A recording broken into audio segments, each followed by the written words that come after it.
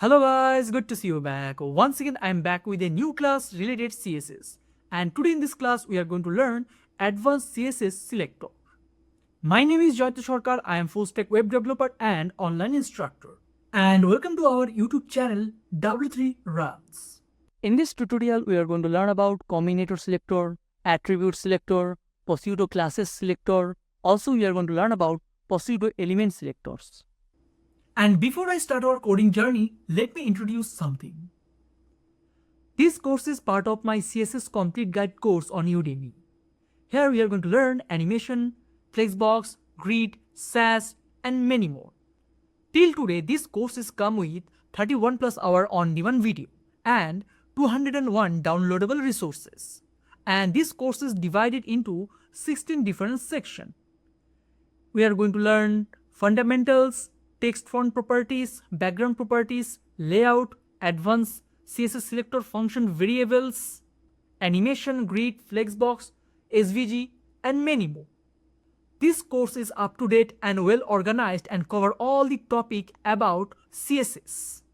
I will provide the link in my description. You can check out this course. So without talking too much, let's start Advanced CSS Selector. And from this tutorial, we are going to start CSS Advanced Selectors. I hope you already know class and IDs are selectors. But CSS comes with some more advanced selectors, and we are going to learn about it in our upcoming tutorials. Now let's talk about CSS selector categories.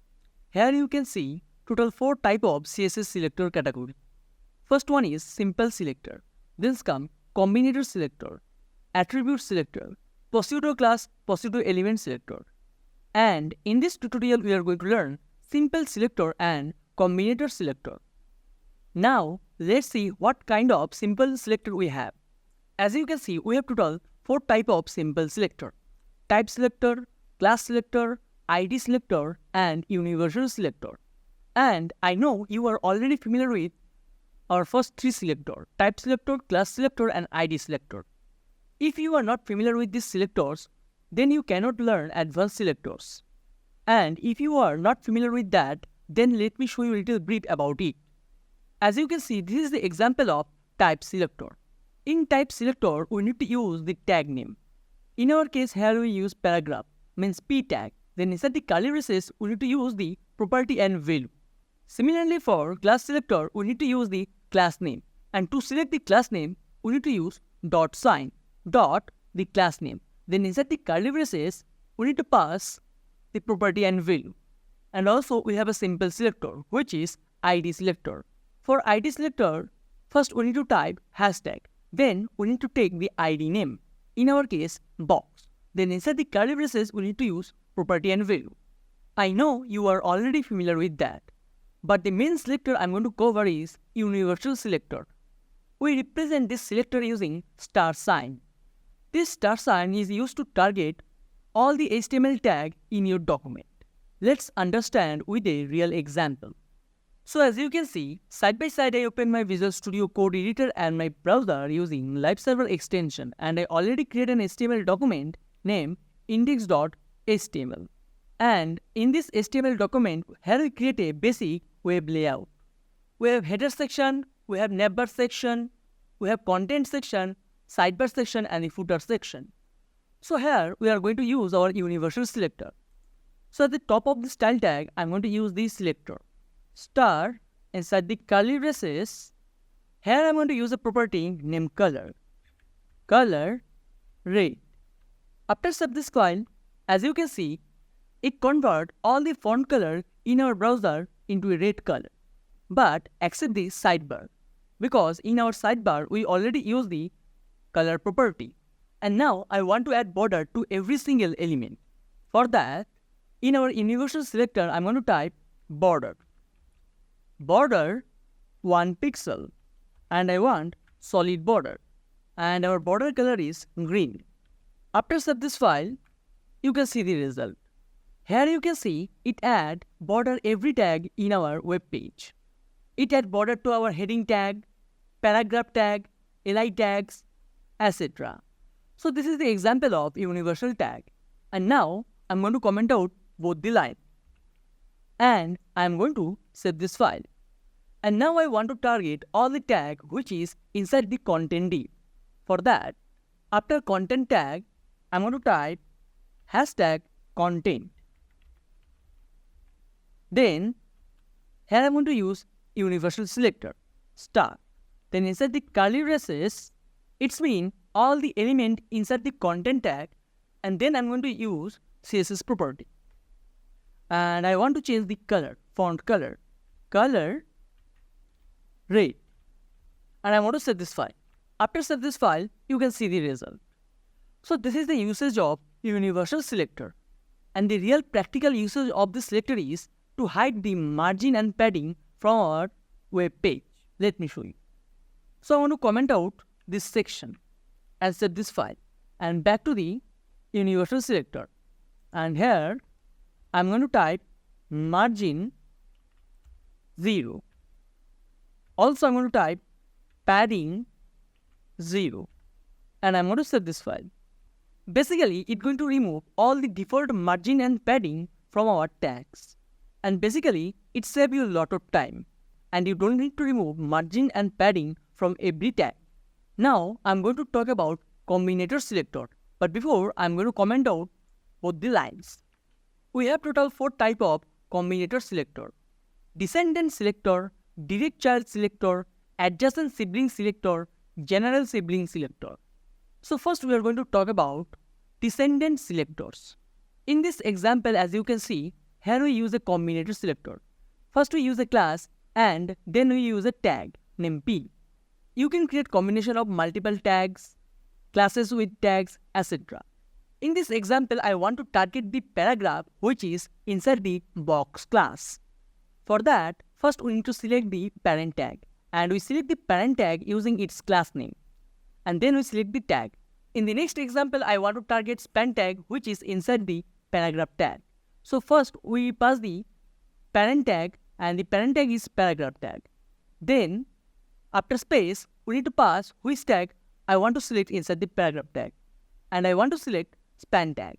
And now maybe there are a lot of paragraphs in our web page, and also we have a lot of span tag in our paragraphs. So I want to select the particular div element paragraph. For that, in our third example, here I use a particular div tag. Then I want to select all the paragraphs. And inside the paragraphs, I want to select all the span tag. Basically, I want to select all the span tag which is inside the paragraph.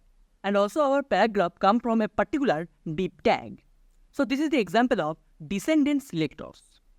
And remember, here we can take multiple child tag, otherwise multiple parent tag.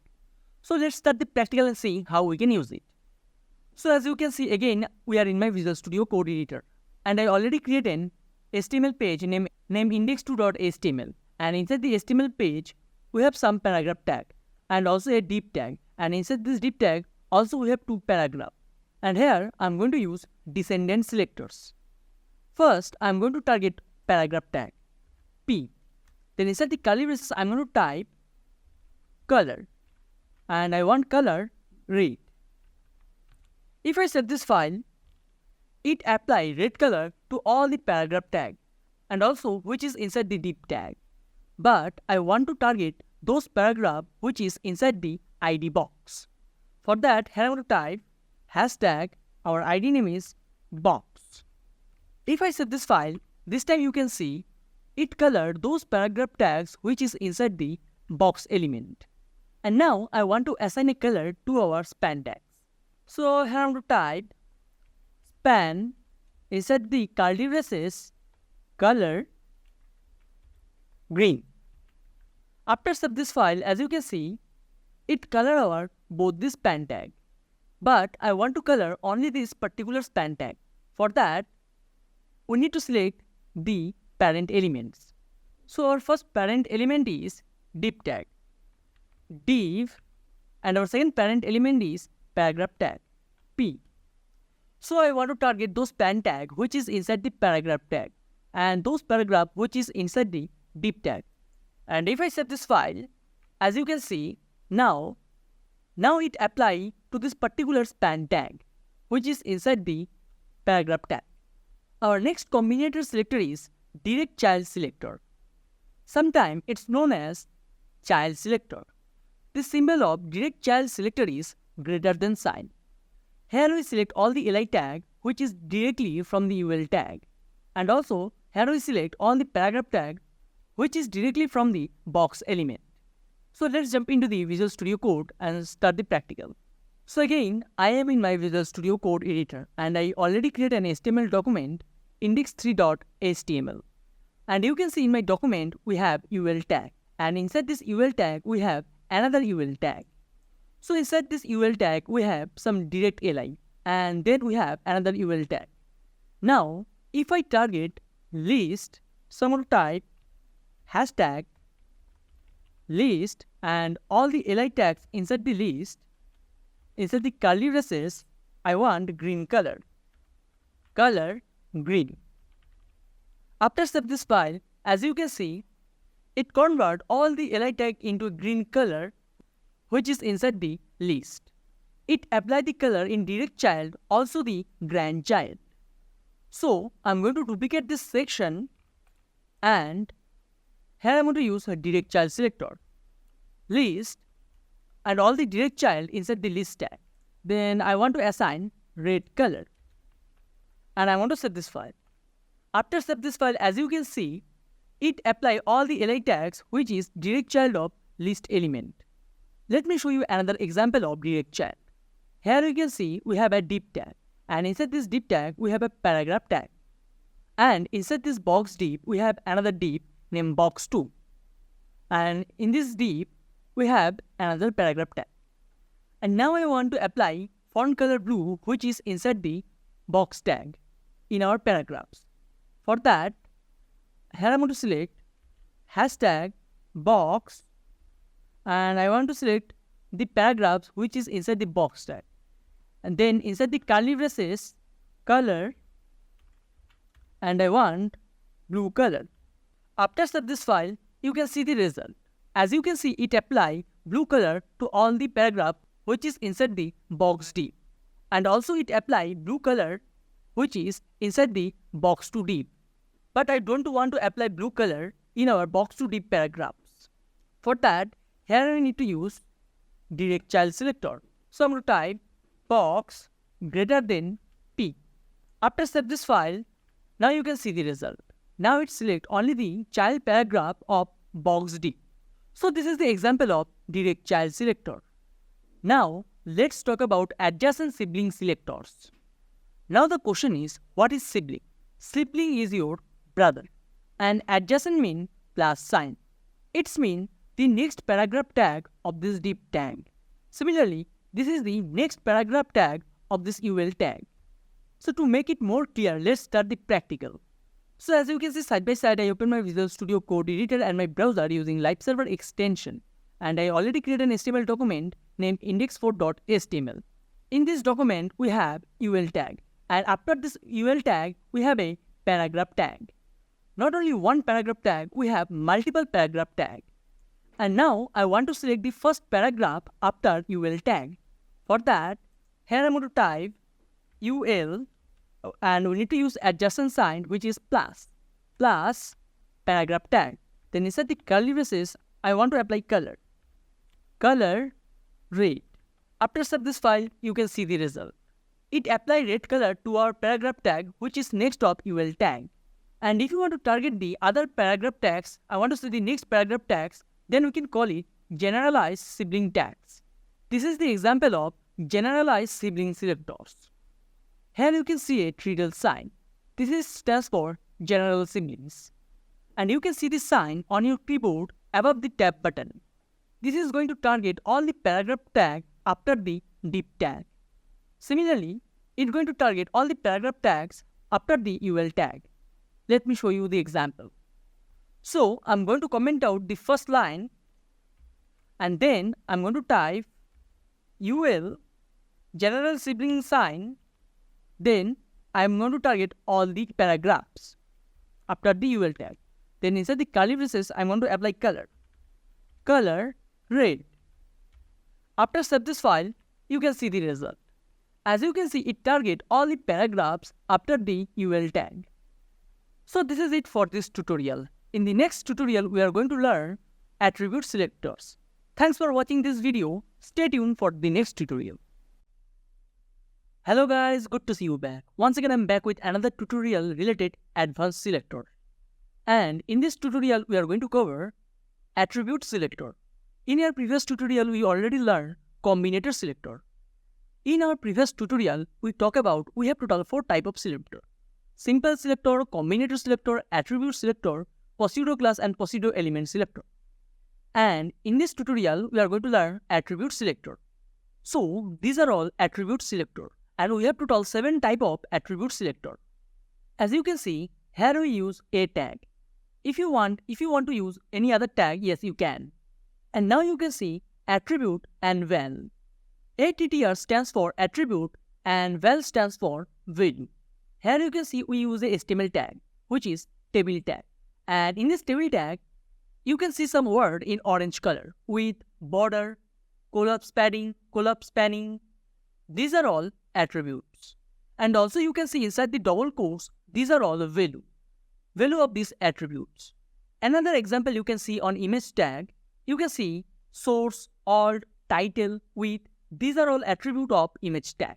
So we are going to target this image using their attributes name, not the class or ID name. Another example you can see, we have input tag. We have type, ID, name, value. These are all attribute of input tag. So let's see what we can do to using our first attribute selector. It's mean the element with specified attribute.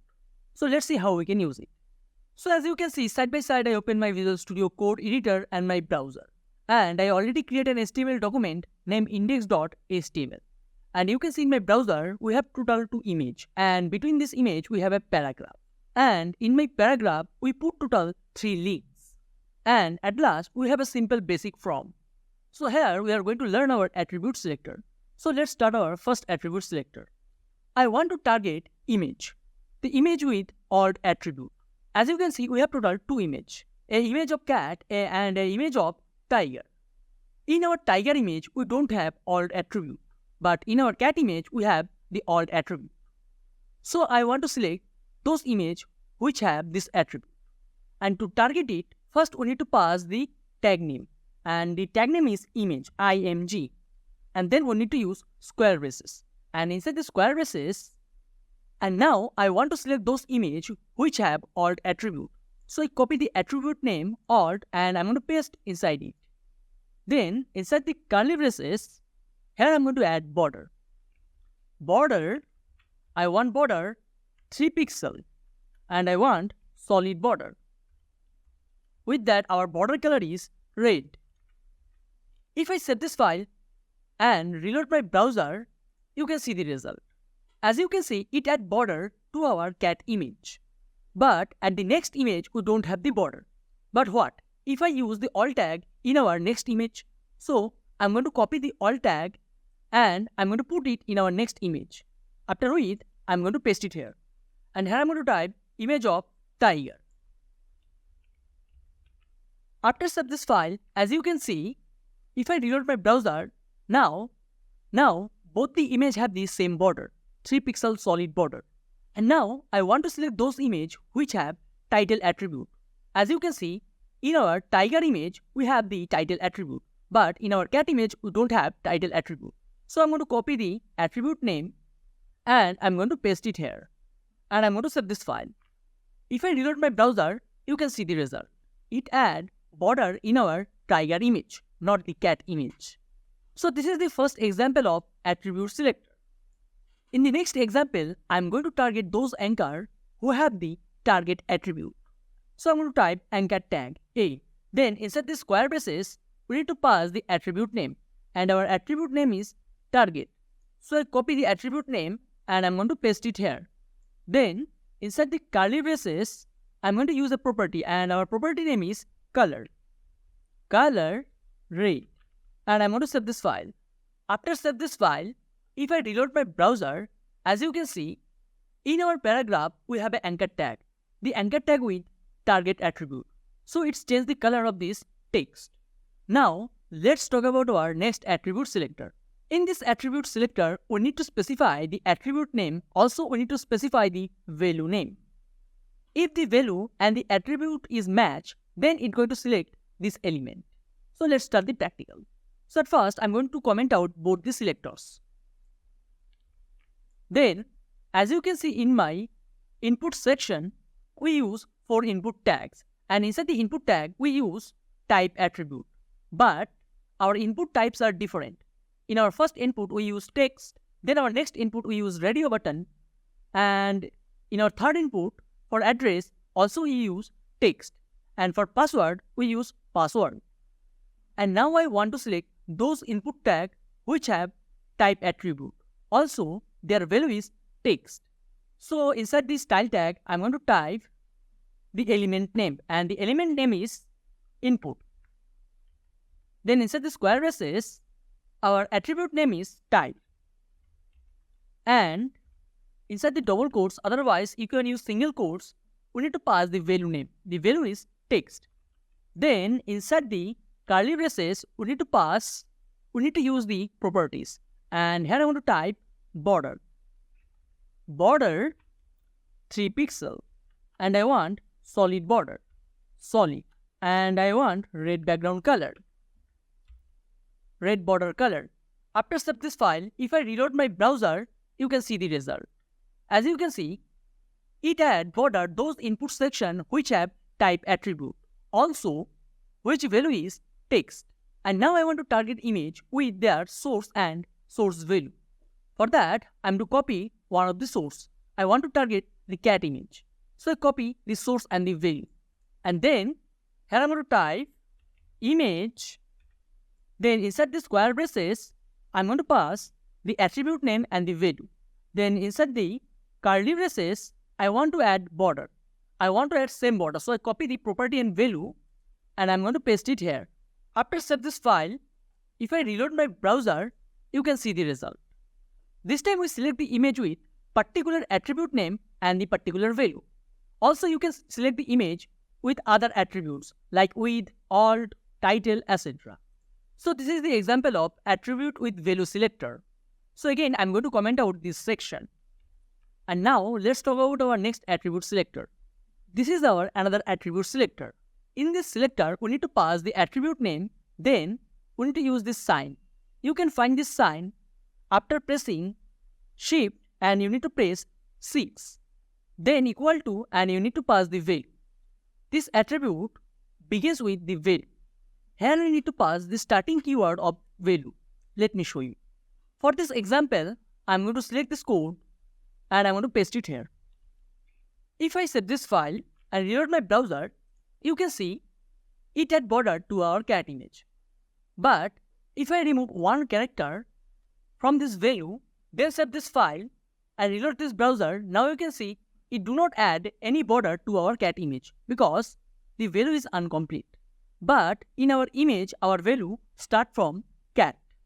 This time I use source attribute, but in our value section, we pass only the starting keywords, CAT. So if I use this sign, this starting sign, for that we need to press Shift and 6. And then save this file and reload my browser, you can see the result. Again it add border to this particular image. Because in our image we use source attribute and also our image start with CAT. Now let's talk about our fourth attribute selector. In this selector, we need to use attribute with OR operator. Attribute begins with value or is first in a dash separated list.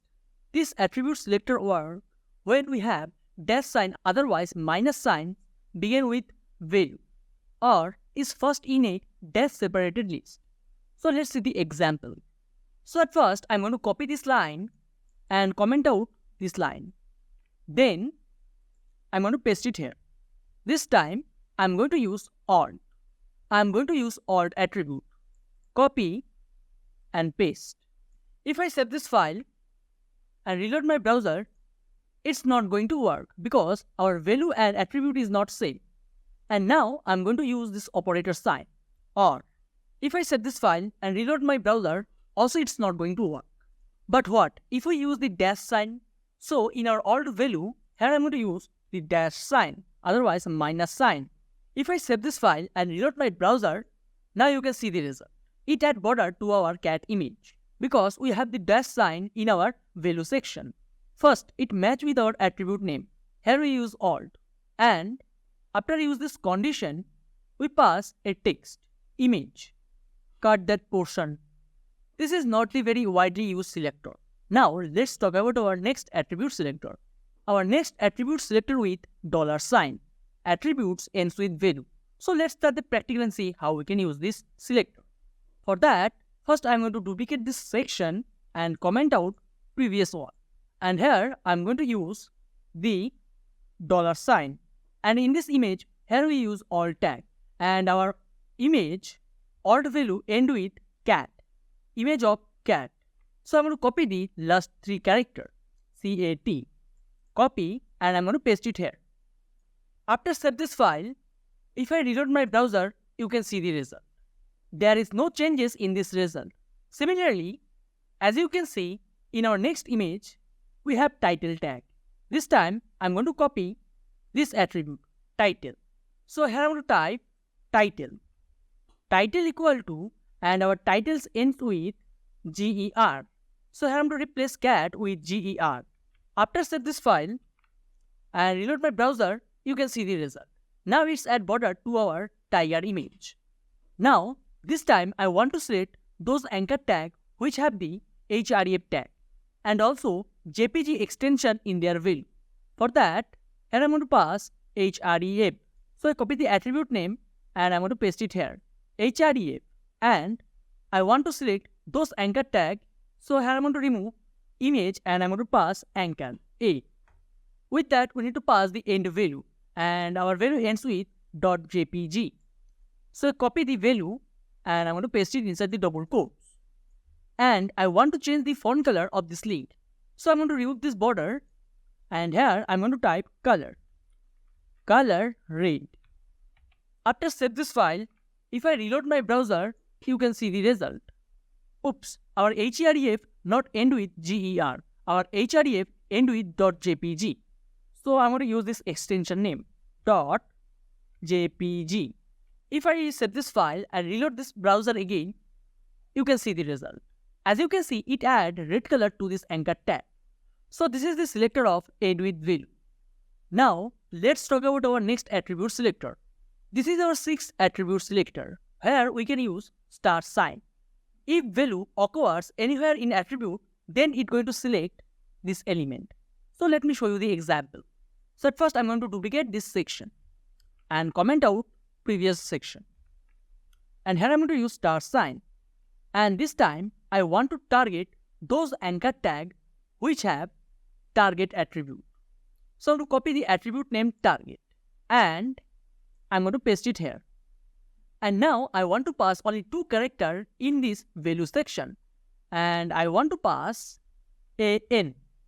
And I'm going to save this file. After save this file, if I reload my browser, now you can see it had red color in our second anchor tag.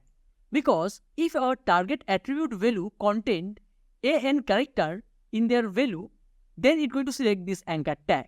I want to say if this character is available anywhere in this value, then it's going to select this anchor tag. So this is the usage of $sign. Now let's talk about our last attribute selector. So again I'm going to duplicate this section and comment out previous one. And in our last attribute selector, we need to use $sign. And it's going to return value matches attribute in space separated list. It's mean whatever value you pass, the value should have space before and after. So let's jump into the Visual Studio Code to make it more clear. Again, I am in my Visual Studio Code and here I'm going to use the $sign. And now I'm going to target image. So I'm going to copy the image tag and I'm going to paste it here. And from the image, I'm going to select the alt attribute. So here I'm going to type alt. And here I'm going to pass a value named op. If you notice, you can see before the op we have space and after the op also we have space.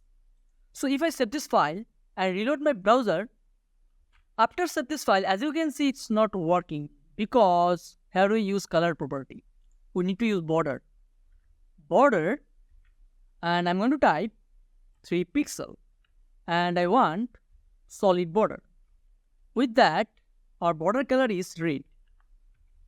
And I'm going to comment out our previous property named color. If I save this file and reload my browser again, you can see the result. Because we have spaces before and after the op. Similarly, if I use the same alt tag in our next image, so I'm copy the alt tag and I'm going to paste it here. And this time I'm going to type image of tiger and set this file and reload my browser. Also you can see it add border to our tiger image. But what? If I remove space after op character, so I'm going to save this file again and reload my browser. And after reload my browser, as you can see, it removed border from the tiger image because we should have space after and before op character. So this is how we can use those attribute selector. I hope now it's clear for you. So we already learned about simple selector, combinator selector and attribute selector. From the next tutorial, we are going to start pseudo-classes and pseudo-elements. So thanks for watching this video. Stay tuned for our next tutorial. Hello guys, good to see you back. Once again I'm back with another tutorial related advanced CSS. And in this tutorial we are going to learn CSS Pseudo-Classes. In our previous tutorial we talked about we have total 4 type of selector. Simple selector, combinator selector, attribute selector, pseudo-classes and pseudo-elements. And we already learned about simple selector, combinator selector and attribute selector. So in this tutorial, I'm going to cover pseudo-classes. So let's see how many pseudo-class we have in CSS. Here you can see total 32 pseudo-class. It includes our old pseudo-classes, also the advanced pseudo-classes, which is introduced in CSS 3. So let's start the tutorial with first child and last child pseudo-class. And remember, to use pseudo-class, we need to use the colon sign. So without wasting your time, let's start the practical. So as you can see, side by side I open my Visual Studio Code editor and my browser using live server extension, and I already created an HTML document named index.html. And in our document, as you can see, first we have an unordered list, then we have total 3 paragraphs. Then again, we have unordered list, also we have 2 paragraphs. So from here, we are going to start our first child and last child pseudo-class. And now I want to target the first li tag which is inside the ul tag. So I want to target the first child. For that, I'm going to type li. Then we need to use colon. And after colon, remember, we don't need to provide any space after colon. Otherwise, before the colon. Then we need to pass the pseudo-class name, which is first child. Then inside the curly braces, here I'm going to use the CSS property named color. Color red. If I save this file, as you can see, we have total 2 unordered lists in our document. This is the first unordered list and this is the second unordered list. So we have total 2 first child in our unordered list. So if I save this file, here you can see it's changed the background color of 2 first child of unordered list. First it colored the first list item from the list 1 and then it colored the first list item from the list 2. If you notice, you can see our li tag inside the ul tag. So li tag is first child of ul tag. Similarly, if I duplicate this section and comment out the previous line, and now I am going to change the tag name. Here I am going to pass p, means paragraph tag. As you can see, we have multiple paragraph tag in our document. If I save this file, there is no changes. It do not change the font color of paragraph tag. But the question is why? Because our paragraph tag is not the first child. Here we directly use the paragraph tag inside the body tag. We do not use any div tag, otherwise any other tag. That's why paragraph is not our first child. But if I move the paragraph tag inside a div tag, in that case it's going to work. Let me show you. So here I'm going to type div tag D. I'm going to move this 3 paragraph inside this div tag. After save this file, now you can see the result. Now it colored the first child element of our paragraph tag, which is inside the div tag. At the opposite way, we have last child element. If I type last child here, then save this file, now you can see different result. Now it select the last child of this div element, which is a paragraph.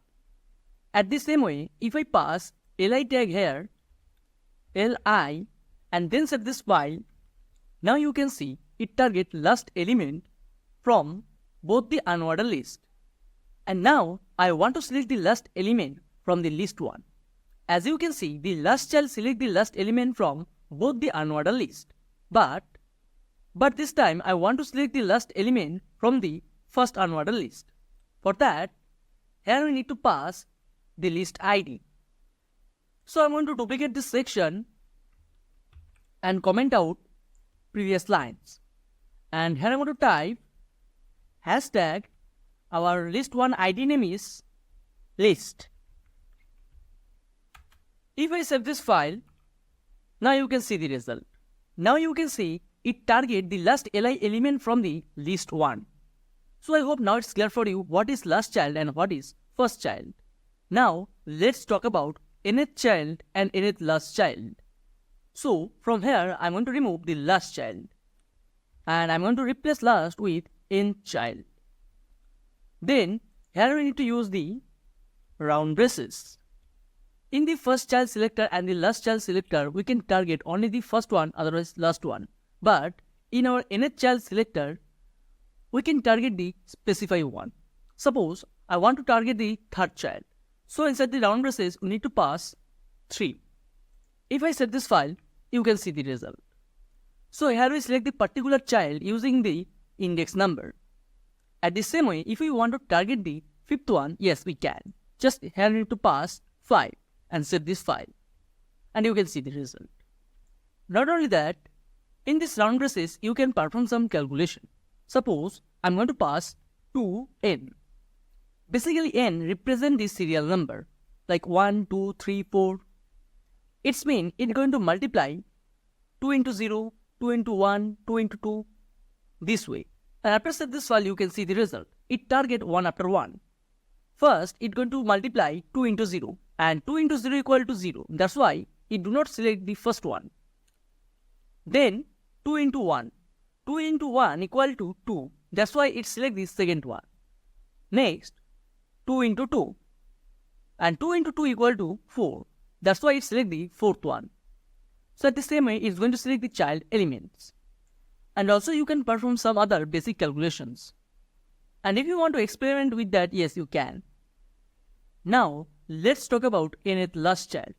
So I want to duplicate this section and comment out previous one. And I'm going to type nth dash last child. It is also work like nth child, but it's going to start from the last of this list. Let me show you. So here I'm going to type 2 and then set this file. After set this file, as you can see, it select the second last element from our list. Basically, I want to say it's work from opposite direction. So I hope now it's clear for you what is nth child and nth last child. And now I'm going to talk about nth last of type and nth of type. So here I'm going to duplicate this section and comment out previous one. And I'm going to type list nth of type. Then inside the round braces, here I pass 2. And this time I want to select from the paragraph. So here I'm going to type P. After set this file, as you can see, first it select the second child element, which is from the div tag. These paragraphs have their parent tag. But what? If I scroll down a little bit, now you can see in our last two paragraphs, we do not use any parent tag. But our nth of type also select the last paragraph. But our nth of type selector can select those paragraphs which have no parent element. Basically, I want to say it can select element from the parent element. Also, it can select those elements which do not have parent element. For better understand, I am going to remove the div tag. If I save this file, now our paragraph tags don't have any parent element. So if I save this file, as you can see, it selects the second paragraph from our HTML document. Just you need to remember it can select element without parent. Now let's talk about nth last of type. So again, I'm going to duplicate this section and comment out previous section. And here I'm going to type nth last of. Basically, it's going to select element from the opposite direction. After save this file, you can see the result. It selects our second last paragraph from our document. Now let's talk about our another pseudo class, only child. This selector works when you have only one child in your parent element. Let me show you. So again, I'm going to select this section and duplicate this section and comment out previous lines. And I'm going to type all the li tags, li, and here I'm going to run our new selector, new pseudo selector, which is only child. If I save this file, as you can see, it do not select any element from our list because our li tags are not only child in our ul tags. But what if I remove all of this? Now you can see we have only one child in our ul tag, and then save this file, you can see the result. Now it selects our element perfectly because we have only one child in our list 1.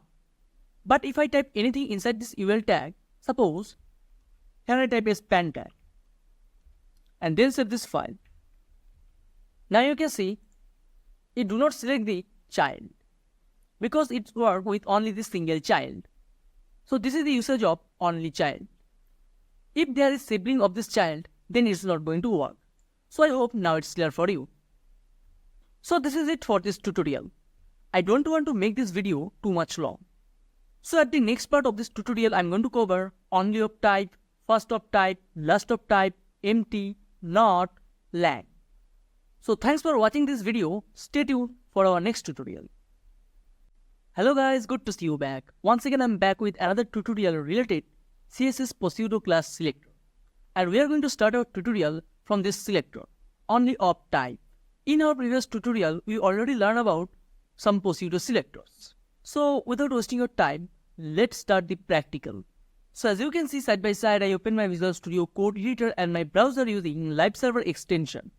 And I open my previous HTML document index2.html. So we are going to start with only of type. So here I will type only of type. If I save this file, you can see nothing. Now the question is, what is the meaning of only of type? Suppose in our list, we have multiple li tags. So I'm going to comment out most of the li tags. Now we have only one li tag in that list. After save this file, you can see the result. It selects the li tag which is inside our first unordered list. Now you might think it is pretty similar with only child selector, but it is not. In only child selector, if you use any other tag like span tag, span, here we type p, then you save this file, it's not going to work. But with only of type, if you save this file, it is also work. As you can see, here we use only of type with li tag. And in our ul tag, we don't have any li tag. We have only one li tag. But if I duplicate this line and then save this file, now it's not going to work. Because now we have multiple li tag. If the li tag is only of type in this ul, in that case, it's going to select. So if I remove this line again and then save this file, you can see the result. Now it select our list item. Similarly, if we use it with span tag, let me show you. So I want to replace li with span. And before I save this file, again I am to duplicate this span tag and save this file. Now you can see we have total 2 span tag, but it did not select any of one. But what if I remove one span tag? If I remove one span tag from this list and then save this file, you can see the result. Now you can see it select this span tag. So this is the usage of only type of selector. Now let's talk about first of type and last of type selectors. It's mean the same type of tag first and last. So let's start the practical. So at first I'm going to duplicate this section and comment out previous lines. And here I'm going to type first of type. If I save this file, as you can see, it selects the span tag. But now I want to use it with li tag. So I'm going to type li. After save this file, now you can see it selects the first li tag in our lists. At the opposite way, last of type work. So if I duplicate this line and comment out previous section, and here I want to replace first with last. Then save this file, you can see the result. Now it selects the last one, and in our list 1 we have only one li tag. That's why this one is counted as last and first also. Now let's talk about our next selector, which is empty. It is used to select the empty element. Let me show you.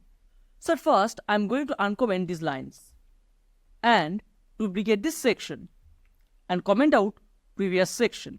And here I'm going to create a div element before the list 1 div. Not only that, I'm going to create multiple div. So I'm going to duplicate this div 2 times. And in our second div, here I'm going to type some text. Lorem 10. And I'm going to save this file. But our first div and last div is completely empty. So this time I want to target our empty div. So how we can target this empty div? Let me show you. For that, I'm going to type div :empty. Then inside the curly braces, here I'm going to use a property named border. Border 3 pixel, and I want solid border. With that, our border color is red. If I save this file, you can see the result. You can see in my browser, this is our first div border. Then comes the div with content, because our second div is not empty. Then comes the third div border, because our third div is empty. Our div was empty. That's why our border stick with each other. But if I add some padding, let me show. Padding 5 pixel, and then save this file. Now you can see the result. But be careful if you use empty selector, because it is also count this space as a character. Let me show you. So in our third div, here I'm going to provide a space. You can see our third div is empty, but here I provide a space. If I save this file, now you can see it do not add any border in our third div, because here we use a space. Now let's talk about our next procedure selector, not. If we do not want to target this specified class, otherwise specified tag, then we use not selector. It's going to target other elements, but it's not going to target the specified element. Let me show you. Now again, I am in my Visual Studio Code editor, and here you can see we have total 5 paragraph tag in our document. So I'm going to select all of this paragraph element. For that I'm going to type P, then inside the curly braces I'm going to add color red, and I'm going to save this file. After save this file, as you can see, it select all the paragraph tags. But in our second paragraph tag, as you can see, we have a class named test. I don't want to select this paragraph tag. For that, we need to use not pseudo-class. So here I'm going to type P: not. So inside the curly braces, I am going to select the particular class named test. Test. If I save this file, you can see the result. Now you can see it select all the paragraph tag except the second one, because here we use not pseudo-class and specify the paragraph using its class name. Now let's talk about our next pseudo-class, lang. Lang stands for language. If you want to target any particular language in your web page, in that case you need to use this selector. For that example, as you can see, we created different HTML page named lang.html, and in our body tag, here you can see total 3 different paragraphs. First one is English language, second one is French language, and third one is German language. And to declare this language, here we use lang attribute.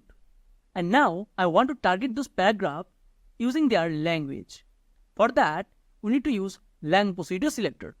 So first I want to target French language. For that, here I'm going to type P: and I'm going to use lang class, lang. Then inside the round braces, I'm going to type the short form, which is FR. And inside the curly braces, I'm going to change the paragraph color. Color red. After save this file, you can see the result. You can see in my browser, it target the French paragraph. Similarly, if you want to target the German, so I'm going to duplicate this section again and I want to target German. For that, here we need to pass DE. If I save this file, you can see the result. Now it target the third one because our third paragraph is in German. So this is the usage of language selector. And now I'm going to talk about link pseudo-class, hover pseudo-class, visited pseudo-class and active pseudo-class. Basically, these pseudo-class are used with anchor tags. And also you can use hover and active with other tags. So let's see how we can use it. So again, I am in my Visual Studio Code editor. And as you can see, here we create another HTML document named link.html. And as you can see, we have a unordered list. And inside this unordered list, we have some li tags. And these li tags are hold a anchor tags. And to style these anchor tags, we can use pseudo-classes. So these are all links. So I want to color all the links. For that, I'm going to target all the anchor tags in UL a:link. Then inside the curly braces, I want to set color red. And I'm going to save this file. After save this file, as you can see, it convert our all link in red color. And now I want to change the color when I hover my cursor on this link.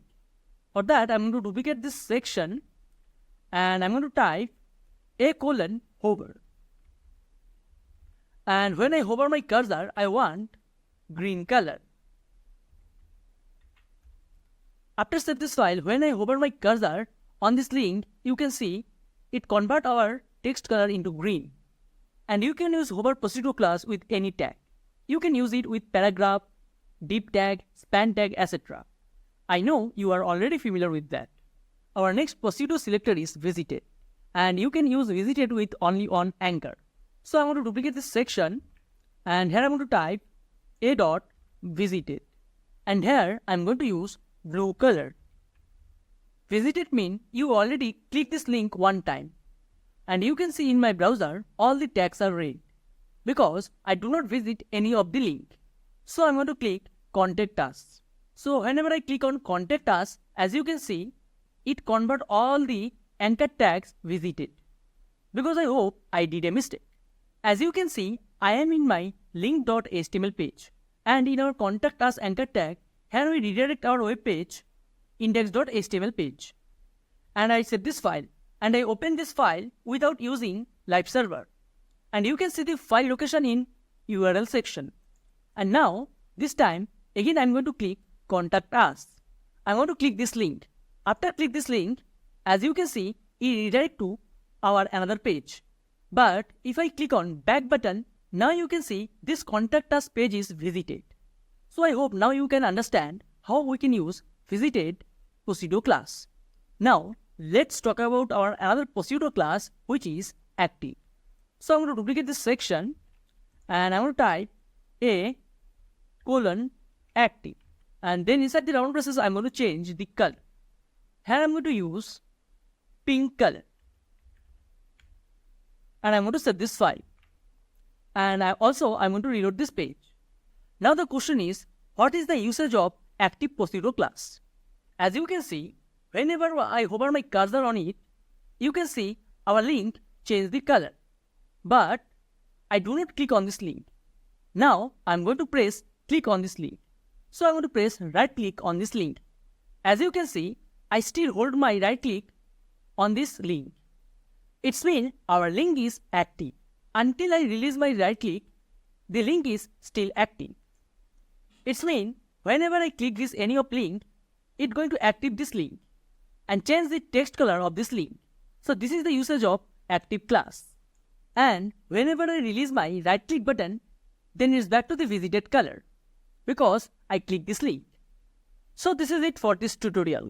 And from the next tutorial, I'm going to start target, focus, check, disable, enable, required, optional, etc.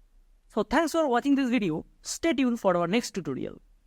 Now, hello guys, good to see you back. Once again, I'm back with another tutorial related CSS Pseudo-Classes.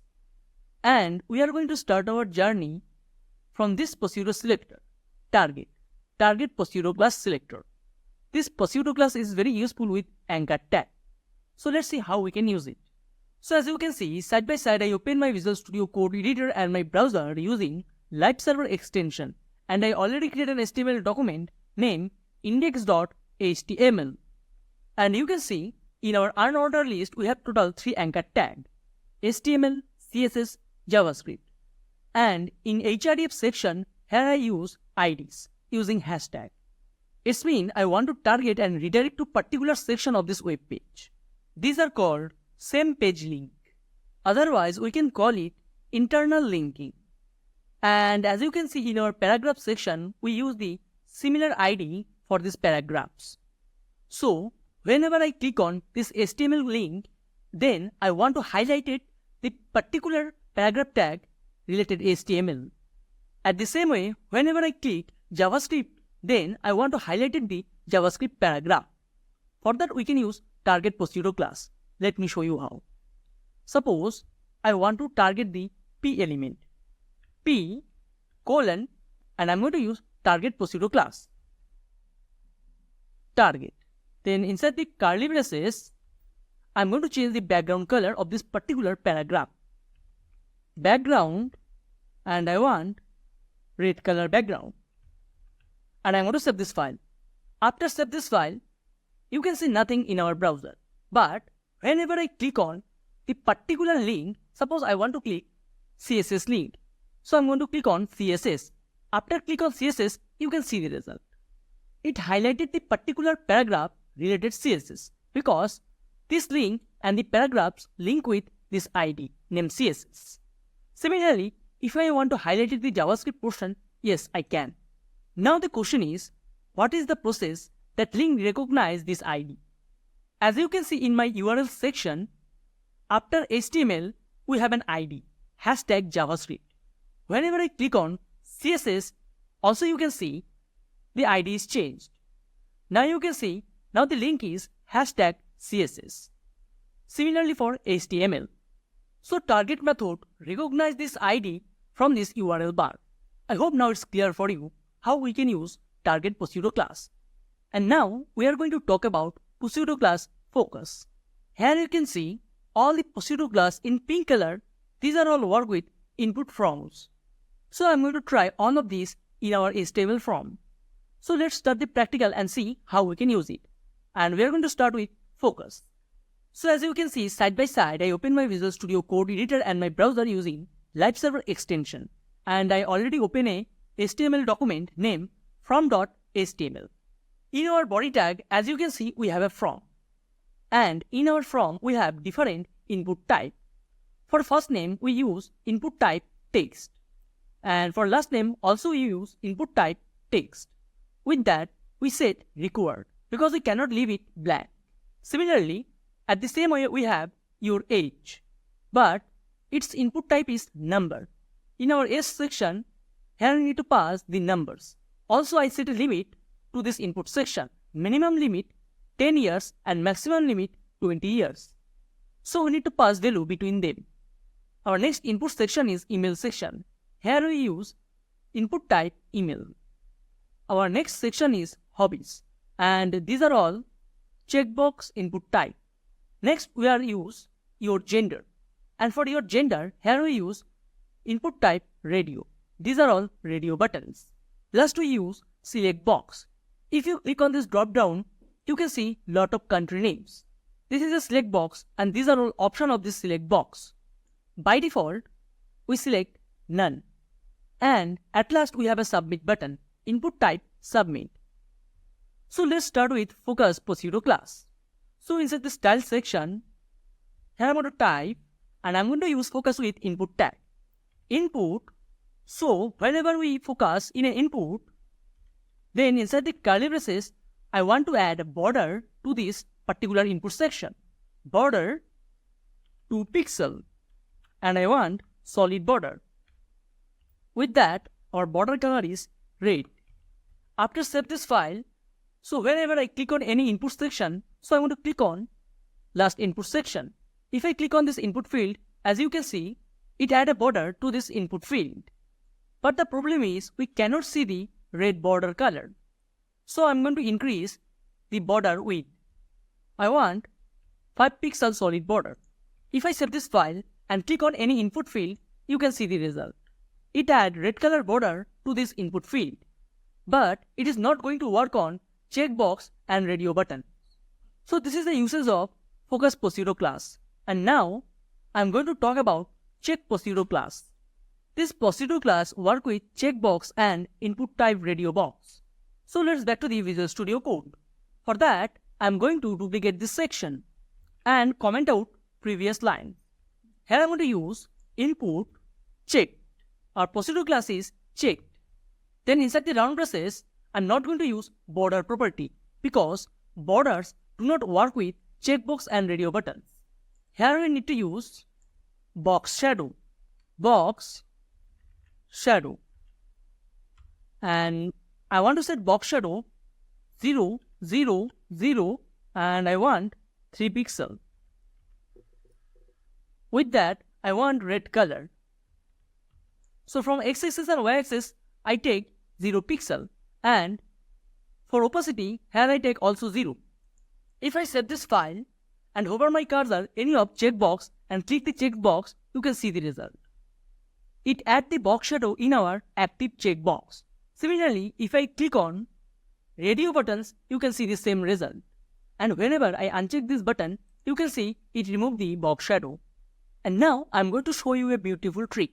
For that, I'm going to use a combinator selector. And we are already learned about it in our previous tutorials. So here I'm going to use an adjacent selector using plus sign. Then I want to add the tag name and our tag name is label. And here I'm going to comment out this line and also I'm going to add another property named color.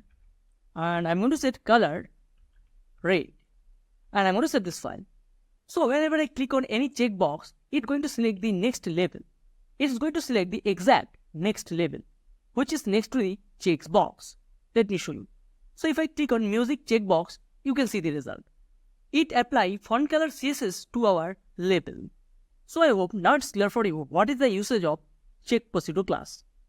Now let's talk about our next two pseudo class, which is disable and enabled.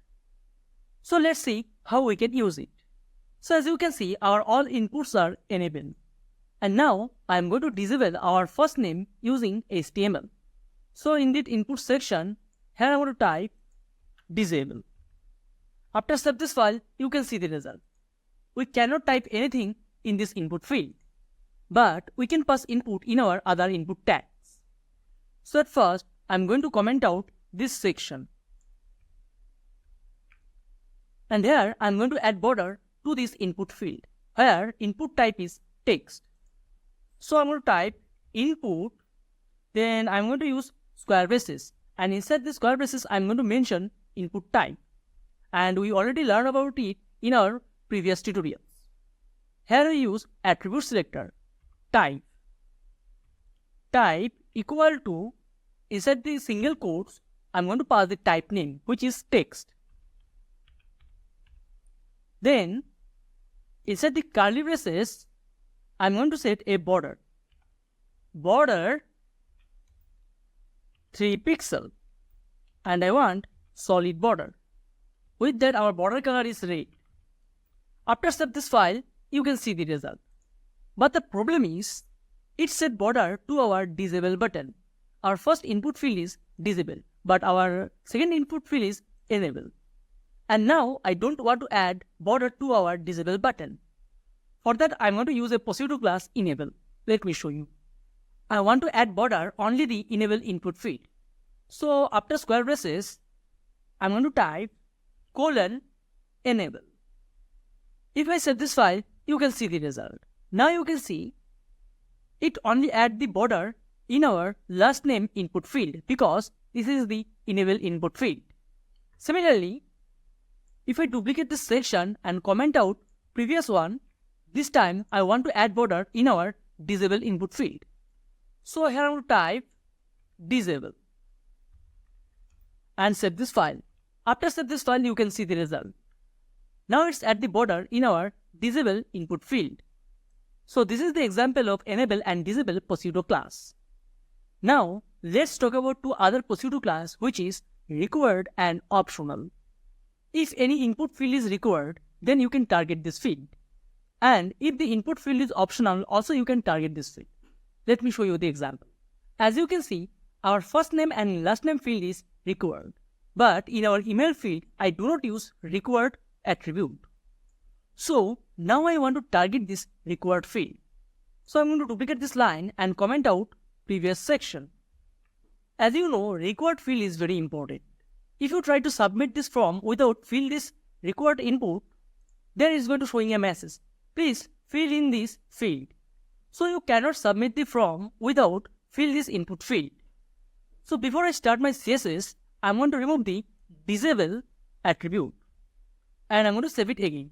So here I want to remove this section and I'm going to type input and I want to select the required. Then if the input field is required, then set this border. Also I want to add background color. Background, and I want background color green. If I save this file, you can see the result. So as you can see, we successfully select the required input fields and we also style these required input fields. Similarly, at the opposite way, we have another pseudo class, which is optional. So I'm going to comment out this previous section and here I'm going to type input optional. If the input field is optional, then you can see it's going to apply CSS properties which input field is optional. So using this pseudo class, we can target those input section which is optional, which is not mandatory to fill. Now let's talk about two other pseudo class, which is in range and out of range. These pseudo classes work with only input type number. So here you can see in our H field, here we use input type number. And also you can see in our HTML, input type number.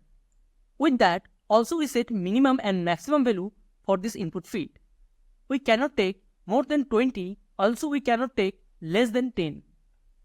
So if anyone try to pass 30, in that case our input section not going to take this number. So now it's out of range. For that, we have pseudo class, which is in range and out of range. So let me show you how it's works. So here I'm going to type input in range and I want to use border and background color red and I'm going to set this file. So whenever I pass value between 10 and 20, then it's not going to show any color because now our input in range. But if I pass a big value, suppose 60, now you can see our CSS is gone because this value is not in range which I specified. And to handle the out of range value, also we can reflect another CSS properties. Let me show you how. For that, we need to use out of range pseudo class. First, I'm going to remove the border section. I don't need it. Then, I'm going to duplicate this section. And this time, I'm going to type out of range. And here I'm going to set background color red. And I'm going to save this file. So by default, as you can see, our H input field is green. So if I pass 10, 11, then it's going to return in range pseudo class properties. But if I pass 9, now you can see it's changed the background color. Now our number is out of range. So you can warn your user if they pass wrong input. So this is it for this tutorial. In the next tutorial, I am going to cover the remaining pseudo classes. So thanks for watching this video. Stay tuned for the next tutorial. Hello guys, good to see you back. This is another tutorial related CSS Pseudo Class Selector. And in this tutorial, we are going to learn the remaining pseudo classes. So we are going to start with read-only and read-write pseudo class. In our HTML form, if we use read-only attribute, then we can just only read this input section. We cannot write anything in this input field. And read-write mode is default mode. So let's back to the Visual Studio Code and try to understand what is the usage of this two selector. So as you can see, side by side I open my Visual Studio Code editor and my browser using live server extension, and I already created an HTML document named from.html. So in our first name input field, if I click on it, as you can see, here we can type the content. But if I use read only attribute, so here I will type read only. And then save this file. Now you can see our first name input field is not visible. But whenever I click on it, and if I try to input data, it's not going to work. We cannot fill this input field with data. But also we can pass default value here. Let me show you. So here I will type value and I want to pass the name, add one. And I want to save this file. After save this file, as you can see, automatically it add a default value in this field. But whenever I try to remove this, the default value, I cannot. Because we have only permission to read this input field, not write. And now I want to select this input field using pseudo-class. For that, we need to use read only pseudo-class. So I'm going to type input :read only. Then inside the curly braces, first I'm going to set a border. Border, I want 1 pixel border. And I want solid border. And our border color is red. If I save this file, you can see the result. We successfully can target read only field using read only pseudo-class. But if I duplicate this section and comment out previous one, and here I want to type input read write. Read and write. Then save this file, you can see different result. Now it's select the other input field because read write is the default mode of input field. Now let's talk about our next two pseudo-class, which is valid and invalid. We use these pseudo-classes if our input type is email, phone number. I want to say when input field required a valid value, then we can use these classes. Most of the time we use invalid class. Suppose if someone type wrong email, in that case, I want to show warning to this input field. Let me show you the demonstration. Here you can see we have an input field named your email. So we are going to target this input field and apply both the classes. So at first, I'm going to duplicate this input section and comment out the previous input section. Then here I'm going to type input :invalid. After save this file, as you can see, it add border to our last name input field. But the question is why? Because in this input field, we use required attribute. So we cannot leave it blank. So for now, I'm going to remove this required attribute and save this file again. And then I'm going to increase the border pixel, 5 pixel, and save this file again. Now you can see, whenever I click on this input field and try to add an email, as you can see, it add red border color. But if I use @ and type a proper email, something like gmail.com, now you can see it removed the red border because this is now a valid email. It is a valid email format. So if we do not pass the valid data in our input field, in that case, it's going to return the invalid properties. If I remove the .com, you can see the result. Again, it adds red color border to this input field. So I hope now it's clear for you how it's work. And now I'm going to use valid class. So I'm going to duplicate this section and here I'm going to type input type valid. Here we use valid pseudo-class and I'm going to type green color. And I'm going to save this file. After save this file, valid class play the opposite role of invalid. If we pass a valid email, something like @gmail.com.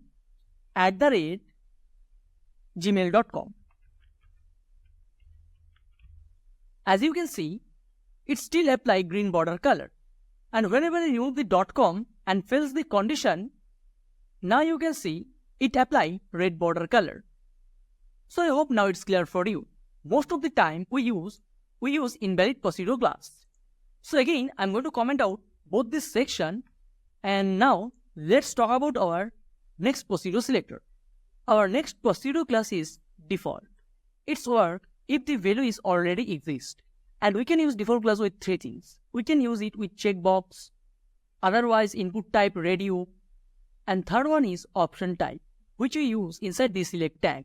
So let's jump into the Visual Studio Code and see how we can use it practically. As you can see in our form, our checkboxes are unselected. But whenever I reload my form, otherwise open first time, then I want to check one of the options. Then we can use the default class. So I'm going back to the hobby input field and by default I want to check travel. So here I'm going to type checked. And I'm going to save this file. After save this file, as you can see, when I reload my browser, by default it checked travel option. So now inside this style section, I'm going to use the default class. So here I'm going to type input : default. Then inside the curly braces, I'm going to use a property named box shadow. Box shadow 0, 0, 0, and I want 3 pixels. With that, I want red color box shadow. After save this file, you can see the result. It targets the default value, which is already selected. And also you can use the default option with radio buttons. And now I'm going to do the same thing in our select box input text section. As you can see in our country, we have total 4 country name: USA, India, UK, and Germany. So in our select tag, by default, here I'm going to select one value. So after India, I'm going to type selected. And I'm going to save this file. So after save this file, whenever I click on this drop down section, as you can see, it's not working. No, it's working. But we cannot apply box shadow in our select tags. Let me show you. So here, I'm going to add color green. Then save this file. After save this file, if I open this drop down option, still it's not working. So let's use it with particular tag name. So I'm going to duplicate this section and comment out previous one. And here I'm going to type option. If I save this file and open this drop down, now you can see the result. Now you can see it's changed the font color of default value, which is India. Now let's talk about our last pseudo class. Our last pseudo class is root. We already used root pseudo class in our previous tutorial. When we work with CSS variable, we use this class. We use this class to declare variable. So I'm not going to explain it again. And if you want to learn about it, go to the variable section and watch this video. So thanks for watching this video. Stay tuned for our next tutorial. From the next tutorial, we are going to start Pseudo Element Selector. So stay tuned. Good to see you back, guys. In this tutorial, you are going to learn a new pseudo class named is Pseudo-Class. Suppose we have a div with ID ABC, and inside this div we have a paragraph. With the same way, we have another div ID XYZ, and inside this div we have another paragraph. And now I want to change both the paragraph color. Both the paragraph are inside the different div element. But maybe we have some other paragraph in our website. But specially I want to change these paragraph colors. To select both the paragraph, first we assign the ID, then we select the particular paragraph which is associated with this ID. Then we change the color. So this is our old method, and to create this method we need to type multiple lines. But now we have is pseudo class to make this multiple line of code in a single line. Something like that. First we need to use pseudo selector is, then inside the round braces we need to pass both the div ID, and then outside the round braces we need to pass the element, which element I want to target and which element common between them. So here we pass P. Then inside the curly braces we need to use the CSS property. So this kind of code reduce our CSS file size. Also it increased page speed. So without wasting your time, let's start the practical and see how we can use it. And also I'm going to show you other variants of this pseudo class. So as you can see, side by side I open my Visual Studio Code editor and my browser using Liveserver extension, and I already created an HTML document named index.html. So at first I'm going to set the HTML. So inside the body tag, at first I'm going to take a div, and our div name is test1. Then I'm going to duplicate this div and assign a new ID to this div, which is test2. So inside the test1 div, I'm going to assign a heading tag h1. So in our first div heading, I'm going to type section 1. And in our second div heading, I'm going to type section 2. Section 2. Then I'm going to take another heading in our test1 div. And I'm going to use heading 2. And here I'm going to type subheading. Then I'm going to type paragraph tag P. And here I'm going to pass a dummy paragraph, lorem, and I'm going to pass 20 words. And after this paragraph, I'm going to take another heading tag, which is h3. And here I'm going to pass subheading 2. Then I'm going to take another paragraph, P. And in this paragraph, I'm going to pass, and here I'm going to type lorem 5. Then inside the test2 div, I'm going to add a little paragraph, lorem 20. And I'm going to save this file.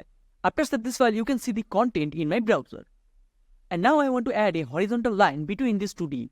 For that, I will type hr. After save this file, you can see the result. And now I'm going to show you the old method.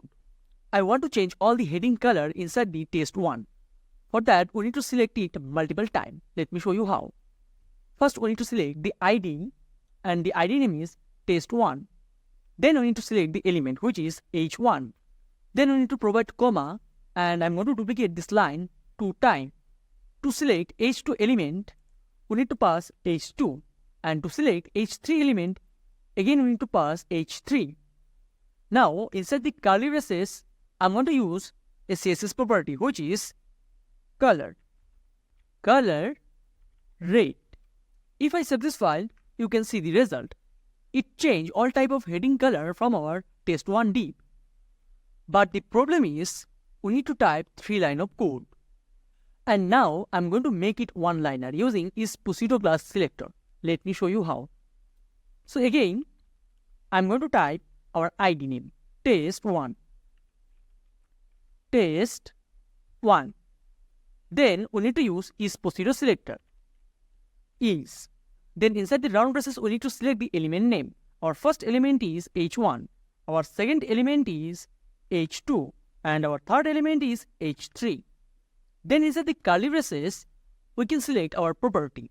And our property is color. And this time I'm going to use green color. If I save this file, you can see the result. Basically, it overrides our old property with new one. If I comment out all of this section and save this file again, you can see the same result. Now, we don't need to type our ID name multiple times. Just we need to use is Pseudo-Selector. Now, let me show you another example.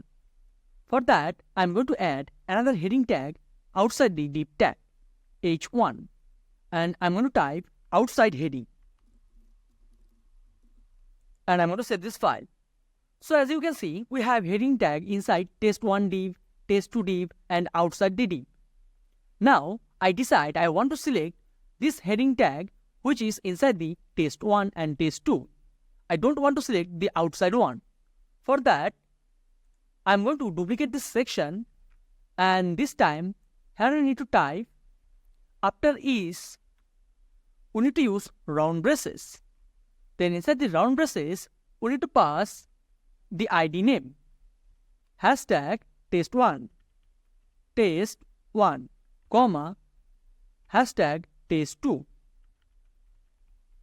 After that, I want to select only heading 1 tag. So I'm going to remove this round braces and I'm going to type h1. And this time I want pink color. After save this file, you can see the result. So this is the second method that we can use is Pseudo-Selector. So this is how we can select the particular heading which is come from test1 and test2. But if you notice, as you can see, it cannot select the outside heading. And now I'm going to show you another example. Here I'm going to create a complex selector. For that, I'm going to use is_pseudo-selector 2 times. Suppose I want to select all the paragraph which is from test 1 and test 2. For that, again we need to use is_pseudo-selector. So I'm going to duplicate this section and comment out this section. And here I'm going to type after is. Then inside the round braces, I'm going to select the elements, which is h1, comma, and paragraph p. If I save this file, now you can see the result. Now you can see with the heading, it also applies color in our paragraphs. And now I'm going to show you our another example. In this example, I'm going to show you how we can use hover selector with is_pseudo-selector. For that, I'm going to duplicate this section and comment out previous section. And I'm going to remove this one.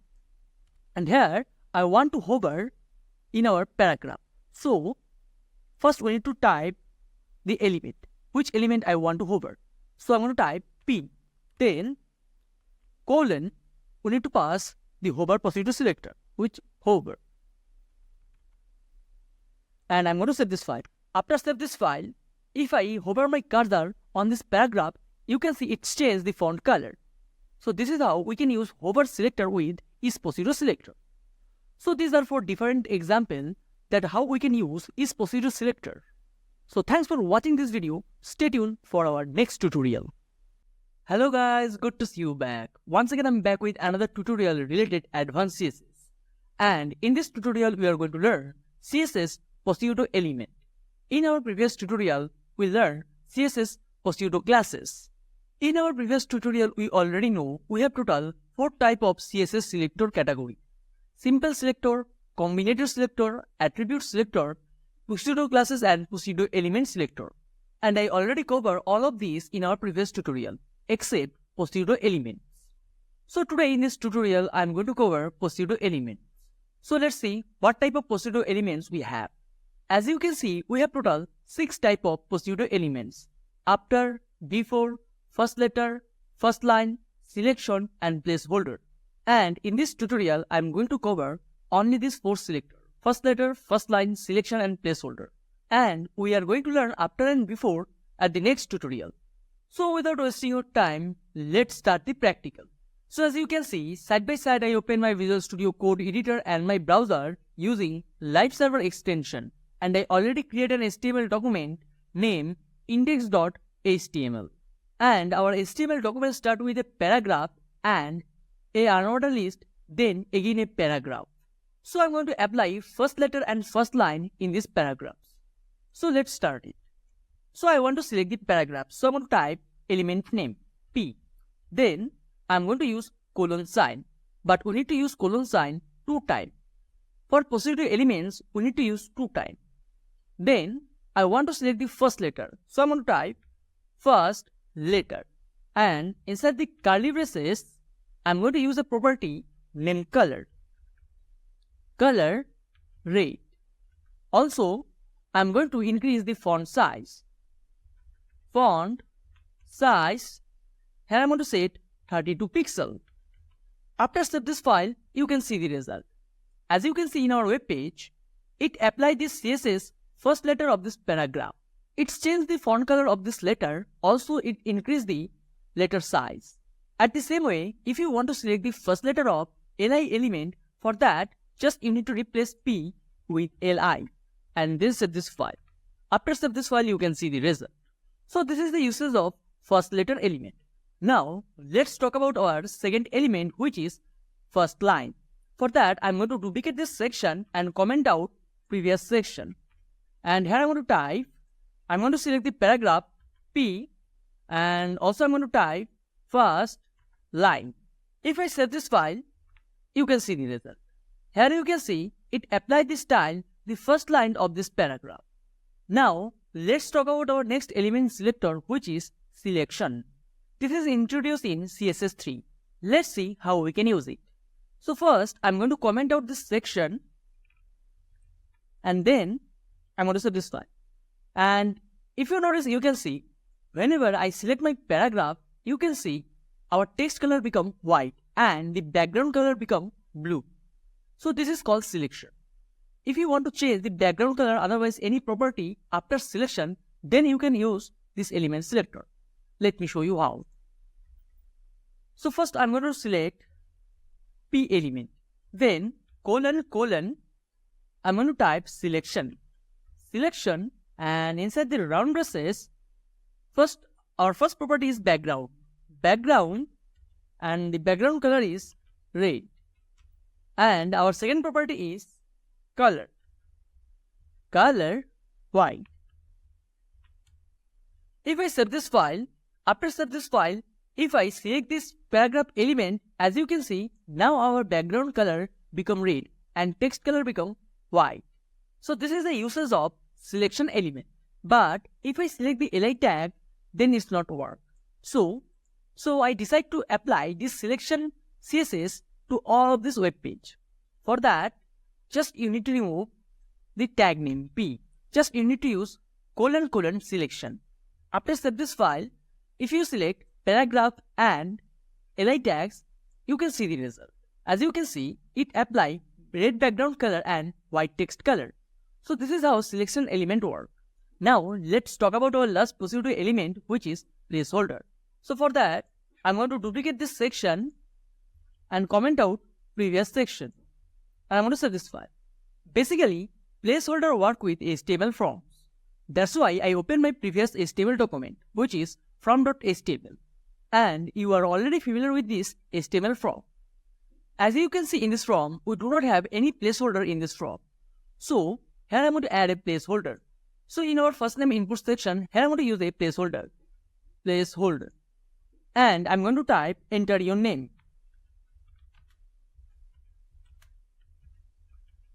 Similarly, I'm going to add the placeholder in our last name section. So I'm going to copy the placeholder and type it here and place it here. And here I'm going to type enter your last name. Also, I'm going to add a placeholder in our your age section. So I'm going to type placeholder and here I'm going to pass 15 and I'm going to save this file. After save this file, you can see the placeholder in our input tags. And whenever I try to fill any input, it removes our placeholder. So this is the usage of placeholder. And now I want to style this placeholder. For that, we need to type colon placeholder. And then inside the curly braces, I'm going to apply this CSS color and I want red color. After save this file, you can see the result. It applied red color all the placeholder text. So I hope now it's clear for you what is the usage of placeholder. In the next tutorial, I'm going to cover after and before element selector. So thanks for watching this video. Stay tuned for our next tutorial. Over effect. Hey guys, good to see you back. This is the second tutorial related CSS element selector. And in this tutorial, I'm going to cover CSS after and before pseudo selectors. In our previous tutorial, we already learned about first letter, first line, selection and placeholder. And in this tutorial, I'm going to cover after and before. But before, we need to learn how actually after and before pseudo selector work. So in this document, as you can see, we have a paragraph. And now I'm going to style this paragraph using after and before. So first I'm going to select the element named paragraph P. Then colon, I'm going to type before. This is before element selector. Then inside the curly braces, our first property is background. Background red. With that, also I'm going to change the font color. And the color is white. So I want to use a hexa value #FFA. If I save this file, nothing going to happen. So now the question is how it's actually work. So here you can see a paragraph. Most of the developer think after means after the paragraph tag and before means before the paragraph tag. No, it is not like that. Before means the first child of this paragraph. After before, then our paragraph start. So before is the first child of this paragraph. At the same way, after is the last child of this paragraph. When the paragraph content is over, then comes the after tag. So both the elements are inside the paragraph tag, not outside the paragraph tag. So let's see how we can actually use it. But before we deep dive into it, you should know to use after and before, we need to use a CSS property named content. Without content, we cannot use after and before selector. So inside this before selector, here I'm going to use another CSS property, which is content. Content, here you can pass any text, any image, any URL, whatever you want. Here I want to type a text. So I'm going to use double quotes and I'm going to type hello. So now, if I save this file, you can see the result. So before our paragraph start, it add this word hello. And at the same way, I'm going to create after selector. So I'm going to duplicate this section and I'm going to type after. And inside the double quotes, I'm going to type word. If I save this file, you can see the result. By the end of this paragraph, it add word. Let's reduce the font size. So here I'm going to type font size 30 pixel.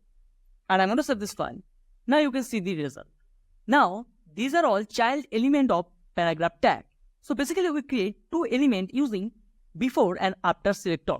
And if you want to use it as a div element, yes, you can. You can set height and width to this element, etc. So I'm going to type display block. And I'm going to use the same property in our after section. Display block. After save this file, you can see the result. Now it's act like a div element. Also, if you want to add height and width, yes, you can. So I'm going to type height 100 pixel. If I save this file, you can see the result. Now, let me show you another example. For that, I'm going to comment out this section and also I'm going to remove display property. With that, I want to use hover effect. P:/hover. If I save this file, as you can see, this is just a paragraph. But when I hover my cursor on this paragraph, you can see the result. As you can see, now it's appeared the after element, word. And whenever I remove my cursor, now it's disappeared. So this is a good example of after pseudo selector. And remember, you can use after and before pseudo selector with any tag. You can use it with paragraph, anchor tag, div element, etc. Whatever you want. But there is an exception. You cannot use it with image tag. You need to remember that. So I hope now it's clear for you. Thanks for watching this video. Stay tuned for our next tutorial. Hello guys, good to see you back. Once again I'm back with another tutorial related advanced CSS. And in this tutorial we are going to learn a new pseudo element which is called marker. We are already familiar with these pseudo elements after, before, first letter, first line, selection and placeholder. In this list, it added a new pseudo element which is marker. So at first, let's try to understand what is the meaning of that. Here you can see an unordered list and we have some fruits name in this list. And now I want to change the color of these dots. What we used to do to change the color of this dot, we just assign a li tag a new color and we call this process marker. But we cannot separate the text color from the marker color. And to solve this kind of problem, CSS introduced marker pseudo class.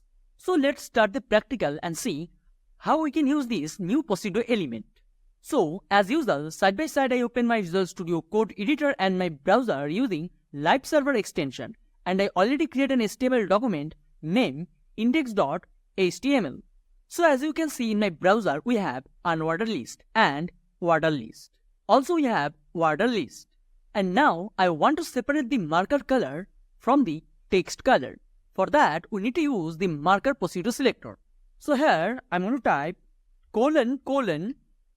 marker.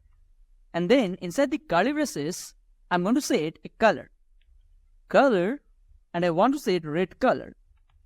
If I save this file, you can see the result in my browser. Here you can see in my browser, it's changed the marker colors. Whatever list type we use, it's going to apply it all of these. But now I decide I want to change unordered list marker color.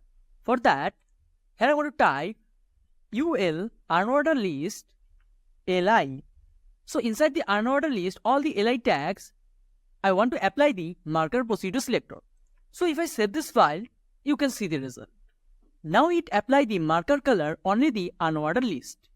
And remember, For now, this marker selector only supports one CSS property, which is color. You cannot increase the marker size using this selector. Maybe it could support in future. So this is it for this tutorial. Thanks for watching this video. Stay tuned for the next tutorial.